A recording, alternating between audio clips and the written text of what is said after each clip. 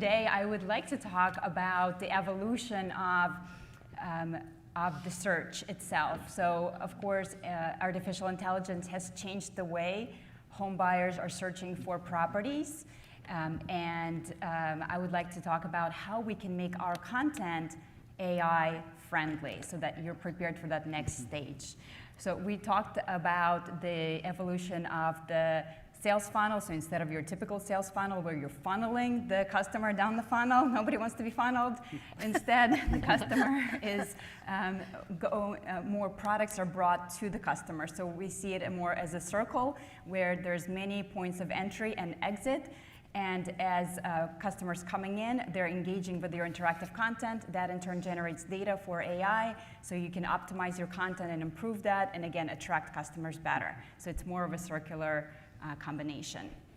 Now, I personally am a big fan of artificial intelligence, so I actually find myself more and more not using Google and using more AI search engines, such as ChatGPT, Bard, Claude. I mean, there's a variety of different search engines out there. So when I'm looking for important questions in life, such as did Taylor Swift put Travis Kelce on the map, I go to one of those search engines. And what's unique about that, what you'll notice is that instead of giving me a bunch of links where I can go and research the answer to this question, it provides me with an answer. And I'm a busy girl, so I don't have time to click on all those things. This is perfect, right? I just want to get to the answer, get to the bottom line. And we see that people are starting to search for new construction very similar way. AI allows you to carry out conversations just like you would with your real estate agents. Instead of saying 3BR, half acre, Wayne, PA, new construction, right? Google limits you to 3 keywords, describe your dream home, which is an impossible task. AI instead allows us to carry on conversations just like I would with my real estate agent. I can say, hey, I have a large family, I'm looking for new construction in Wayne, Pennsylvania. I really want it to be at least 4 bedrooms, 3.5 bathrooms. I have dogs, so I'm looking for a larger plan, right? I want to be on a half acre, and please make it under $3 million. So again, it will return results, and it will suggest which communities I should check out, right? It comes up with, hey, Toll Brothers has community near you, check it out. Instead of giving me those links, it will still reference the links at the bottom, but instead it will give me results, so cuts back on time, cutbacks on clutter. And what's really cool about this is that over time it will return results based on my preferences because it's learning about who I am. So funny story, I was dreaming about rats for whatever reason. I had this recurring dream, and it was a rat in my dream. So I was like, okay, what does this mean? So I went on and I said, ChatGPT, like, what does this mean when I'm dreaming about rats? And it gave me an answer, but first it said, hey, as a chief brand officer in home building, you probably shouldn't discuss this topic with your followers. I was like, thank you so much for keeping me in my lane. But the bottom is, it's looking out for me, right? It knows who I am, it knows what kind of topics I typically discuss, and it said, hey, it's probably not appropriate to discuss this with your audience. So it's not only going to return searches that are appropriate to me because it knows me, but it's also going to return searches that are trending out there because it looks at all of internet and it's scouring that internet for me and narrowing that results for me. So it reduces the overwhelm factor. It gets me to the point where, hey, okay, there's the 3 communities you can start with. Another unique feature about AI-enabled chat is that it is voice and image capable. So I can just talk to it.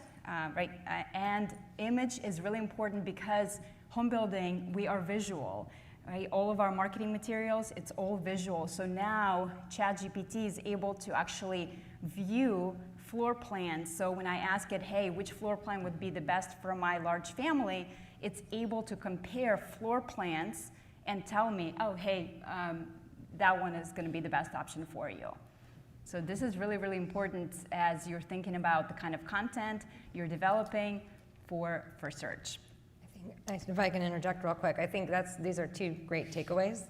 As just like Melissa said, don't do it now, but to go in and play with some of the ChatGPT features and just test how your brand is showing up, and play with like Alexa, play with all of the different formats out there, because people are using it, and you're going to be really surprised. So it was a good takeaway to something you can start doing when we get back to the office. Mm-hmm. So when it comes to creating AI-friendly content, think about clarity of content, quality of content, user intent, right? What type of things are people asking for? And you want to answer that in full sentences in your content because it's no longer keywords. And standardization. So when it comes to floor plans, think about how they're standardized with how you're representing walls, windows, all the different spaces so that AI is able to read that information very easily so that it can bring it to search results.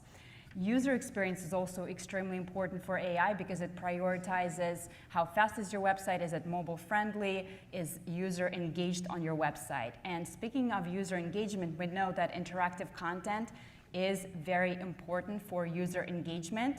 For some reason the videos are not playing, but okay, it's supposed to show the interactive content on there. So interactive content is great for engaging users because they spend more time on your website engaging with your content. But the best part about interactive content is that every single click generates data. That data is very valuable because data is what feeds AI in turn. So we can see not only individual customer journey based from that data. If you have interactive content like Smith Douglas on their website, we can see that this customer came in, they visited, they had 2 sessions averaging 46 minutes per session, which is incredible. We can see that they have engagement score of 62, which is anything over 60% means they're very engaged. They're not a hot lead yet because they haven't reached out to the builder to contact them. But we can see all the details, how many communities they viewed, how many floor plans they favored, and again, it's probably not going to play here. Sorry. Yeah, it's all good. So we can see down to, okay, which home did they design, and all the colors, all the options. So it's not only great for your salespeople because now when they follow up with that lead, it's not, hey, are you still interested? It's actually having a conversation about their preferences. Obviously, you don't want to be creepy about it and say, I can see every single thing that you're doing on there.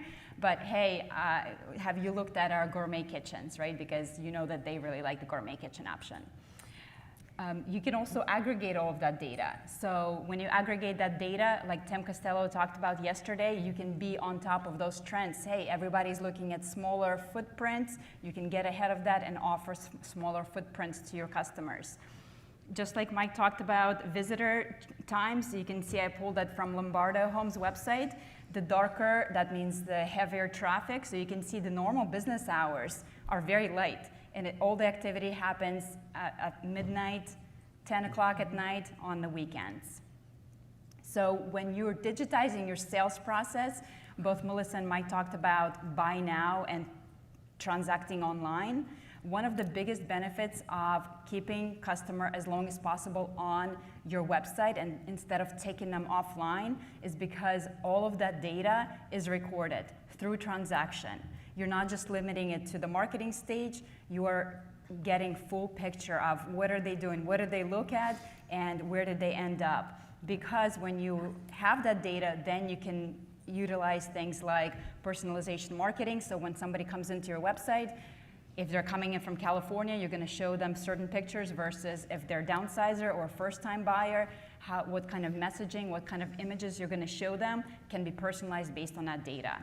Predictive marketing like Amazon, hey, if you looked at this floor plan, chances are you're really going to like this. It's going to help you with product development and supply chain optimization, just like airline seats.